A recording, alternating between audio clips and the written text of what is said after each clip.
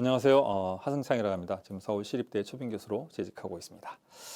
오늘 제가 여러분과 좀 말씀을 나눠볼 거는 조금 생각을 좀 다르게 하면 우리가 세상을 조금 더 변화시키고 바꾸는데 기여할 수 있다, 이런 이야기를 좀 해보려고 합니다. 쭉 이야기를 하겠지만 사실 말씀드리고 싶은 요지는 이거 하나입니다. 다른 생각이 세상을 바꾸는데 기여한다, 이 말씀 하나를 드려보려고 합니다. 이야기를 해볼까요? 다들 휴대폰 다 갖고 계시죠? 이 전화기가 어떻게 만들어졌을까요? 이건 전화기일까요? 아니죠. 컴퓨터죠. 그죠? 지금 여러분들은 불과 한 20여 년 전에는 상상도 할 수 없었던 슈퍼컴퓨터를 손에 들고 다니는 셈인데요. 이 휴대폰이라고 하는 것이 어떻게 만들어졌을까요? 지금 거의 우리가 사는 세상을 거의 모두 바꿔놓고 있다고 해도 과언이 아닐 텐데, 휴대폰이 만들어졌던 과정은 의외로 좀 우연한 출발이라고 할 수 있을 텐데요. 과거에 소련과 미국이 이 우주를 달을 누가 먼저 갈 거냐고 하는 경쟁을 했던 시기가 있었죠. 아마 조금 우주에 관심이 있던 분들은, 좀 뒤져보셨던 분들은 아실 텐데, 그러나 이제 처음 위성을 쏘아 올린 거는 소련이었죠. 미국이 아니라. 소련이 먼저 위성을 쏘아 올리고 난 다음에 미국의 나사에 근무하던 과학자들은 궁금했죠. 과연 소련이 진짜로 위성을 쏘아 올려서 지구를 돌게 하고 있을까? 궁금했죠. 그래서 과학자들끼리 커피 마시다가 자기들끼리 그런 이야기를 나누다가, 야, 그거 진짜로 도는지 한번 확인해 보자.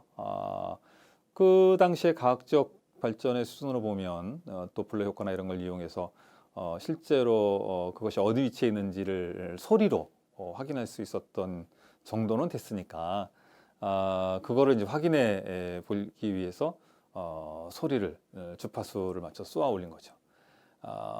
그런데 소련의 과학자들은 미국의 과학자들이 자기들의 위성을 쏘아 올린 걸 안 믿을까 봐 잘 찾으라고 그 위성이 소리를 크게 내게 만들었다는 거 아닙니까? 그래서 더 쉽게 찾았다는 거죠.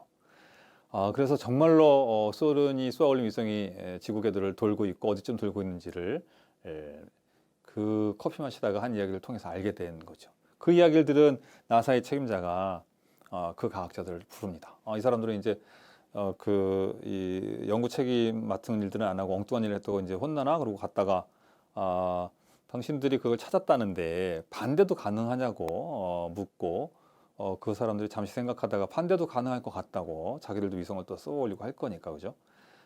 그렇게 되면 거꾸로 태평양에 떠다니는 핵 항모를 찾을 수 있다고, 그렇게 된 거죠. 그래서 만들어진 게 GPS입니다. 그런데 이 GPS가 레이건 정부 때 기업들이 사용할 수 있는 기술로 오픈하게 됩니다. 그걸 가지고 사람들은 휴대폰을 만들기 시작했고, 지금 같은 스마트폰으로 발전해 오기 시작한 거죠. 어떻게 보면 물론 이것이 만들어지는 과정은 필연이었을지 모르지만, 실제 만들어지는 과정에서 있었던 아주 우연한 수다, 그 안에 근무했던 과학자들 셋의 우연한 만남과 정보의 투명한 공유가 만드는 사건, 이런 것들이 우리가 흔히 생각하는 것처럼 뭔가 체계적이고 뭔가 잘 정돈된 연구들이 우리 인류사를 바꿔놓는 기술들을 만들 것 같지만, 의외로 저런 과정을 통해서 만들어진다고 하는 거, 이런 것들을 한번 볼 수 있었다고 말씀드릴 수 있을 것 같고요.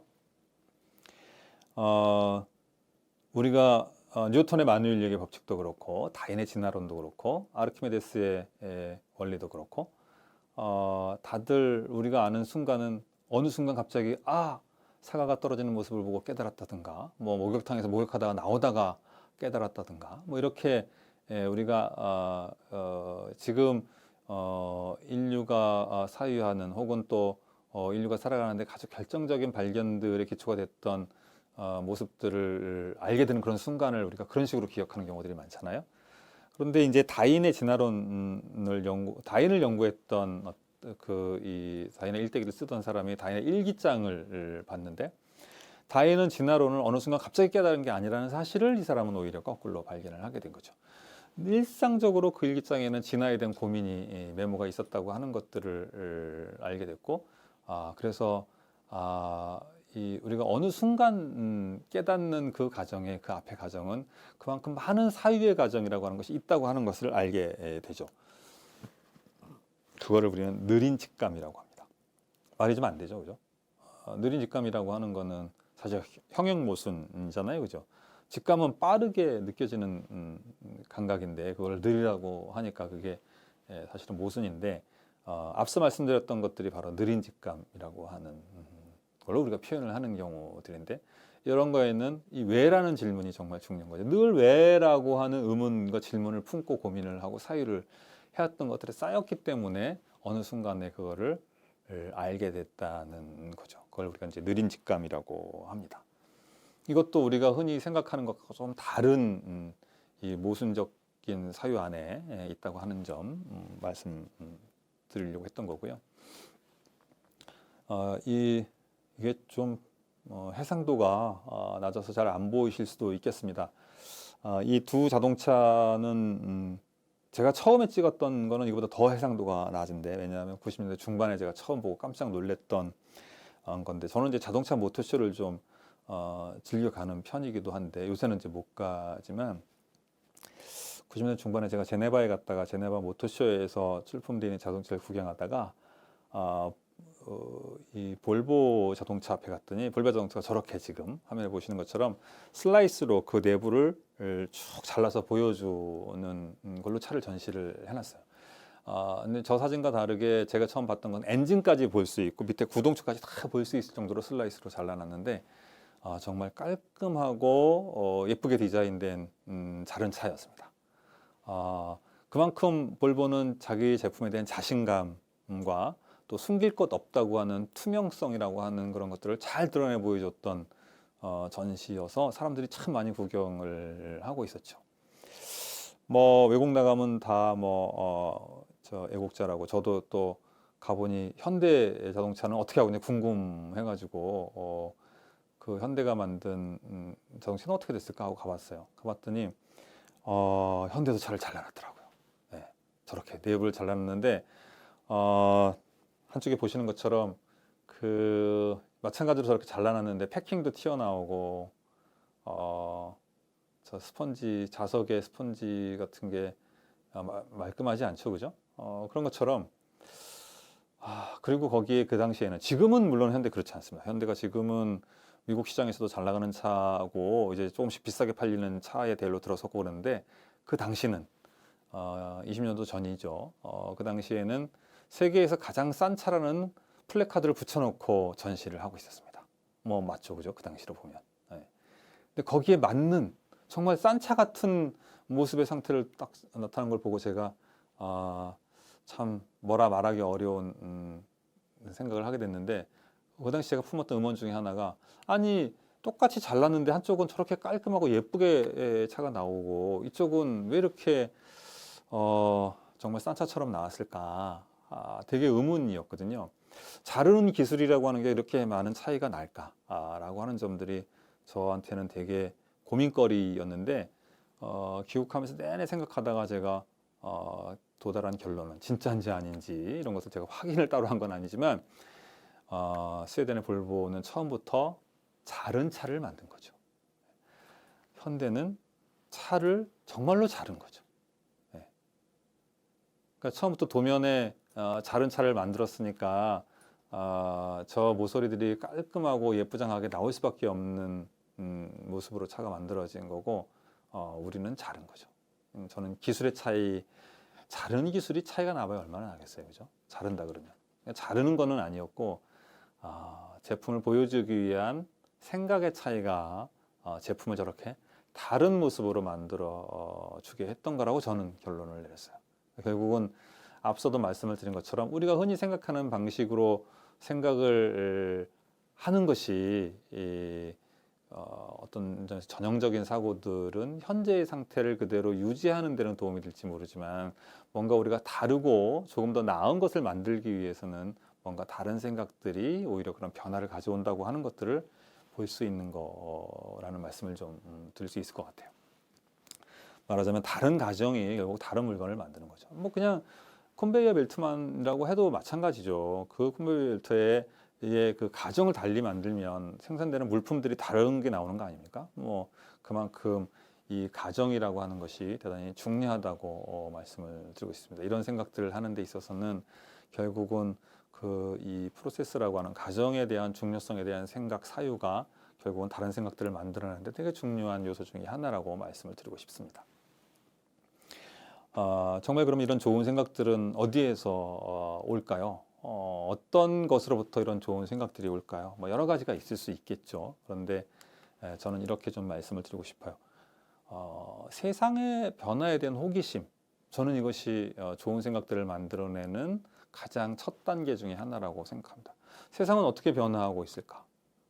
그런 생각들이 우리가 일상적으로 그리고 전형적으로 겪고 있는 이것이 변하지 않을 거라고 생각했을 때는 다른 생각들을 해야 될 이유가 없을 텐데, 무언가 이것이 변화하고 있다고 느끼고 뭔가 변화할 거라고 생각하게 되면 생각을 지금 같은 생각이 아닌 다른 생각을 해봐야 될 거 아닙니까? 그런 다른 생각을 하는 가정들 속에서 뭔가 이전과는 다른 이 질문을 던지게 되고, 왜라는 질문을 던지게 되고, 그 질문을 계속 던지는 과정을 통해서 뭔가 새로운 생각들의 단서들이 쌓이면 종래는 우리가 다른 것들을 만들어내기도 하고 다른 생각을 하기도 하고 하는 거라고 말씀드릴 수 있죠. 그러면 지금의 세상은 어떻게 변할까요? 지금의 세상은 정말 여러 가지 변화가 중첩돼서 움직이고 있는 시기라고 말씀드릴 수 있을 것 같아요. 먼저 인구 구성의 변화에서 우리가 흔히 말하는 게 고령화 시대라고 하잖아요. 사실 다들 이렇게 오래 살 줄을 몰랐거든요. 지금 고령화 문제는 우리 사회 문제만은 아니고 독일도 일본도 모든 나라가 다 고령화 문제는 국가적 의제인데, 왜냐하면 다들 이렇게 오래 살 줄 몰랐거든요. 의료기술의 발전과 식생활의 개선이라고 하는 것이 가져온 사람들의 생명을 늘려놓은 이것이 그 자체로 인구 구성을 바꿔놓은 셈이죠. 고령화 시대가 되면서 우리가 그 이전에 이런 정도의 기대 수명이 있을 거라고 생각하지 않은 상태에서 국가가 설계했던 각종 사회제도나 법 이런 것들이 현실하고 맞지 않게 되는 거죠. 그래서 우리 다 국민연금은 언제 고갈되고 의료보험은 언제 위험하며 맨날 그런 이야기를 중요한 의제로 하고 있잖아요. 그게 우리만 할까요? 아니에요. 독일도 하고 일본도 하고 모든 나라가 다 자신들이 가졌던 기본적인 이전의 사회 시스템이라고 하는 것이 인구 구성이 바뀌면서 기존의 설계들이 흔들리면서 문제들을 다 야기하고 있는 거기 때문에 우리만의 문제가 아니라 모든 사회의 문제고, 이것은 인구 구성은 이렇게 바뀌어 있지만, 그렇다고 해서 우리 사회가 가지고 있는 시스템은 이제 바뀌었으니까 내일부터 바뀌어지나요? 안 되죠, 그죠? 그만큼 많은 또 다른 시간이 필요로 하고 기존의 제도가 가져올 변화에 대한 점검도 필요하고 뭐 이런 거기 때문에 결국은 지금 인구 구성의 변화가 가져와서 우리 사회를 뭔가 좀 그에 맞게 좀 다시 설계해야 되는 상황인데, 특히나 청년들 같은 경우가 많이 느끼는 것 중에 하나가 가구 구성의 변화일 거예요. 1인 가구가 많이 늘었잖아요. 제가 서울시 부시장을 지냈는데, 서울시 부시장으로 지낼 때 1인 가구의 전체 가구 수 대비 비율을 보면 30%가 넘었습니다. 그런데 가구 수는 1인 가구에 맞는 주택이 공급이 되어 있을까요? 30% 넘게? 아니죠. 이게 언밸런스한 거죠. 균형이 안 맞으니까 주거 환경이라고 하는 것이 1인 가구들한테 좋을 리가 없지 않습니까? 그렇다고 주택이라고 하는 것도 내일 모레 뚝딱 지어낼 수 있는 것들이 아니죠. 우선 지을 땅도 만만치 않고, 주거 문제가 당장 그래서 큰 문제로 노인 인구하고 청년 인구한테는 작용을 하고 있고, 특히 2인 가구 정도까지를 비교해 보면 거의 50% 가까운 정도가 1, 2인 가구입니다. 그만큼 이 유통시장에서 우리가 먹거리나 이런 것들을 규모 있게 사는 방식도 달라지는 것은 당연할 뿐만 아니라 특히나 주거 문제 같은 경우에 큰 변화를 가져올 수밖에 없는 것들이 가구 구성의 변화와 관계가 있는 겁니다. 기후위기는 뭐 당연히 더 말할 것도 없겠죠. 거의 모든 위기의 근원이라고 이제는 할 수 있을 만큼 큰 변화잖아요. 우리나라 사람들은 아직까지 기후위기가 그 근본적인 위기에서 가장 먼저 있는 거라고 생각하지 않는 경향이 아직은 있지만 유럽이나 다른 나라들은 조사를 해보면 다 기후위기를 1번으로 들고 있습니다. 최근에 대통령이 시정연설을 통해서 2050년까지 우리도 탄소 중립을 하겠다 이런 선언을 했기 때문에 우리도 우리 사회가 대단히 중요한 변화의 시발에 쓴 셈이기도 한 건데 이런 기후위기에 대응하는 경우를 우리가 보면 특히 재난과 관련해서 보면 기후로 인한 재난은 과거에 있던 재난하고 너무 성격이 다릅니다. 지난 여름에 뭐 50일 가까운 장마를 다 경험했잖아요. 서울 정도를 빼고는 거의 모든 도시들이 다 물에 잠겨서 큰 고민들을 했는데 50일 장마는 유례가 없던 일이었거든요. 과거에도 그 시간당 이 감당할 수 없는 폭우들이 내렸던 경우들을 뭐 100년 빈도, 50년 빈도, 30년 빈도 이런 폭우가 온다고 할 때 서울도 그런 식으로 해서 잠긴 적이 있단 말이죠. 강화문도 잠긴 적도 있고 그럼 100년 빈도의 폭우면 100년에 한 번 와야 되는데 1년에 한 번 오잖아요, 요새. 그러면 그건 이미 1년 빈도의 변화죠. 그런데 우리가 살고 있는 도시의 기반 설계들은 정말로 100년 빈도에 맞게 되어 있다면 도시가 당연히 그런 폭우를 감당할 수 없게 되니까 당연히 재난을 겪게 되는 거죠. 그것은 결국은 도시 기반 설계까지 다 바꿔야 된다고 하는 것을 의미하거든요. 제가 기후위기의 한 예를 들어본 건데 그만큼 이제는 우리가 사는 삶의 공간 자체를 재설계해야 될 만큼 기후위기는 크게 와 있고 특히나 기후위기에 관련해서는 중요한 정책 중에 하나가 에너지 정책인데 에너지를 생산하고 공급하는 방식의 변화 이런 것들이 지금 와 있고 그를 위해서는 관련한 우리 도시공간 설계가 다 달라져야 되는 지점들이 있기 때문에 아주 큰 변화인 거죠. 세계 각국은 이미 다 그런 신재생 에너지에 대한 경쟁으로 다 들어갔고 전기차 문제니 뭐니 다 그와 관계된 문제들이죠. 그만큼 우리 삶 전체를 바꿔놓는 중요한 변화가 지금 우리가 지금 겪고 있는 변화고 또 우리의 변화의 전체를 또 기울이는 것 중에 큰 변화 중에 하나가 디지털이 가져온 변화죠.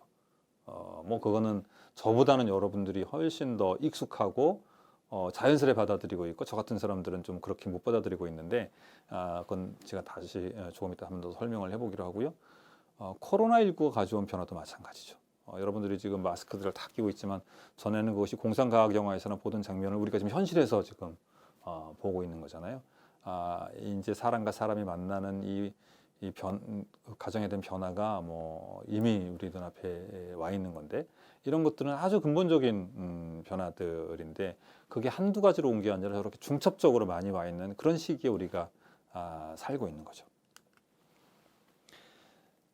이 코로나19처럼 감염병이 일상적인 사회는 이제 사람과 사람, 지역과 지역, 국가와 국가가 만나는 프로토콜이 다 바뀌는 거죠. 왜냐하면 지금의 코로나19는 숙주가 사람이잖아요. 뭐 지금은 뭐 이동 경로를 볼 것도 없이 뭐 이미 지역사회 감염으로 들어온 시대니까 팬데믹이라고 해서 그런데 처음에 바이러스가 퍼지는 경로를 보면 비행기 이동 경로하고 똑같거든요. 사람이 이동하는 경로하고 똑같습니다. 그것은 이 컴퓨터 네트워크의 세계하고 비슷한 거죠. 복잡계하고 비슷하게 이미 되어 있는 정도인 상황에 와 있는 거라서 우한이라든지 뭐 최근에 프랑스도 그렇고 바이러스가 심해지니까 다들 막 셧다운하거나 락다운 하지 않습니까? 바이러스가 막는 방법 중에 하나잖아요. 이런 경우에 우리가 컴퓨터 바이러스 막으려고 어떤 경우에 백신이 안 나오면 전원을 꺼버리거나 아니면 네트워크에서 컴퓨터를 분리해내거나 이렇게 하는 경우가 결국 셧다운 하는 거죠. 그런 것처럼 그런데 백신이 발견되고 나면 이미 그 네트워크에 결합해서 가는 프로토콜이 이미 바뀌어 있는 거죠. 뭔가 바뀌어 있을 거고 뭐 그런 과정들이 필요한 대로 할 텐데 지금 우리가 지금 그런 거죠. 그래서 뭐 1단계, 2단계, 3단계에 따라서 모이는 사람의 숫자를 달리한다든가 이런 것뿐만 아니라 2주간 외국 갔다 오면 2주간 격리하고 뭐 이런 과정들이 다 그런 프로토콜이 변화하고 있는 과정들이죠. 이런 게 쌓여서 우리가 일상적으로 사람을 접촉하는 과정이 어떻게 바뀔지는 조금 더 두고 봐야 되겠죠, 그죠? 백신이 나온다 하더라도 또 다른 바이러스가 나올 거기 때문에 아마도 이제 이런 일상 속에서 우리가 사람들이 만나는 프로토콜이 변한다고 하는 것은 우리가 살아가는 삶의 모습이 많이 바뀔 거라고 하는 걸 의미하는 거죠. 디지털은 뭐 당연히 말할 것도 없죠. 우리가 이미 스마트폰을 일상적으로 쓰고 있지만 기술적 도구의 확산이라고 하는 것이 이미 우리가 이런 우리 일반 사람들의 사고와 행동 양식을 바꾸고 결국 이거는 사회 시스템의 변화하고 연결될 수밖에 없죠. 과거처럼 중앙 집중형 국가가 아니라 이 분산이라고 하는 요소가 대단히 중요해지고 그에 따라서 자치라고 하는 것이 중요해지는 그런 세상으로 바뀌고 있는 거죠. 뭐 여러분들은 익숙하시지 않겠어요? 아마 이런 사유를 하지 않고도 원래 세상이 그런 거 아니야? 이런 정도로 익숙하실 텐데 그런 거를 고민했던 사람 중에 사회학자 중에 돈 데스코비라고 하는 친구가 있는데요. 이 멤버는 수많은 부모들이 걱정하는 것처럼 자기 아이가 맨날 골방에 들어가서 게임만 하고 있으니까 제가 언제 이 공부하고 언제 친구들을 사귀며 언제 이 사회생활에 익숙해질까 하는 걱정을 늘 하던 사회학자였는데 하도 아들이 그러니까 궁금해가지고 자기 아들 또래의 아이들 1000명을 인터뷰를 해가지고 책을 썼어요. 거기서 돈 데스코비 깨달은 것은 자신은 이 인터넷 세계에서 이 디지털 세계에서 이민자고 자기 아들 세대가 원주민이라는 사실을 발견을 한 거죠. 그래서 말하자면 자신이 이해할 수 없는 다른 원리, 자기가 익숙했던 사회 시스템의 원리와는 다른 원리로 이 세대는 움직이고 있다고 하는 것을 이제 깨닫게 된 건데 지금 저 부자가 같이 세계적으로 강연을 많이 다녔었거든요.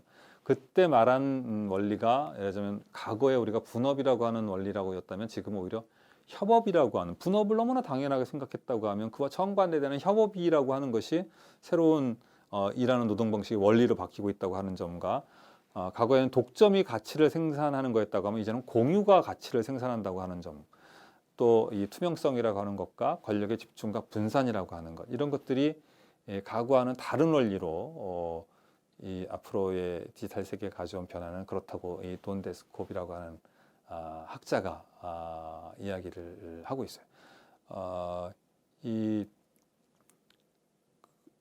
그렇지 않겠어요? 실제로 저도 저희 아이 세대와 저가 느끼는 것은 고민하지 않고 저런 원리를 고민하지 않고 원래 그런 거야 세상은 이렇게 받아들이는 것과 저것을 이해하고 세상의 원리를 이해하고 들어가려고 하는 사람들 사이의 간극은 좁혀질 수 없는 거거든요. 그러니까 이미 세대가 다른 사회 원리들을 체득하고 있는 사람들은 한테는 이미 다른 세계가 와 있는 것일 수도 있죠. 그런 것처럼 이미 대중들이 움직이는 사고와 행동 방식이라고 하는 것은 이미 우리가 가져왔던 기술적 발전이나 기후 위기나 감염병이 가져온 변화나 인구 구성의 변화나 이런 것들이 중첩되면서 과거와는 다른 사유와 다른 행동 방식들로 사람들이 움직이기 때문에 필연적으로 그 행동 방식에 따른 사회 시스템의 변화는 올 수밖에 없다. 이렇게 생각합니다. 그런 점에서 아마도 지금 우리가 살고 있는 세상은 과거의 중세에서 근대로 넘어가는 것처럼 그것 이상으로 아마 우리가 사는 세계와 다른 세계에 이행하는 과정에 살고 있는 거 아닌가, 저는 그런 생각을 해보게 되는데, 그런 과정에서 정말 중요한 것은 그렇기 때문에 앞으로 우리가 더 나은 세상을 만들고 더 나은 사회를 만들기 위해서는 어떤 생각들로 우리 사회를 구성해 갈지에 대한 생각들을 정말 열심히 해보는 거죠. 그럼에도 저는 그러면 이것은 되게 큰 생각이지만 실제 변화는 오히려 어떤 점에서는 대단히 작은 곳에서 앞에 제가 말씀드렸던 과학자들의 우연한 수다라든가 이런 또 작은 생각의 차이, 처음부터 다른 차를 만났던 작은 생각의 차이 같은 것들이 결국은 다른 물건을 만들어내고 다른 모습의 세상을 만들어내는 요소가 된다고 하는 점, 그런 점에서 반드시 우리가 이렇게 큰 세상의 변화에 대한 호기심을 가지고 시작은 우리 주변의 작은 걸로부터 만들어 나가면 결국은 그런 것들이 쌓여서 더 나은 세상, 더 좋은 세상을 만드는 기초가 된다는 말씀을 드리고 싶었습니다. 다른 생각이 세상을 바꾼다는 말씀 드렸습니다. 여기까지 하겠습니다. 고맙습니다.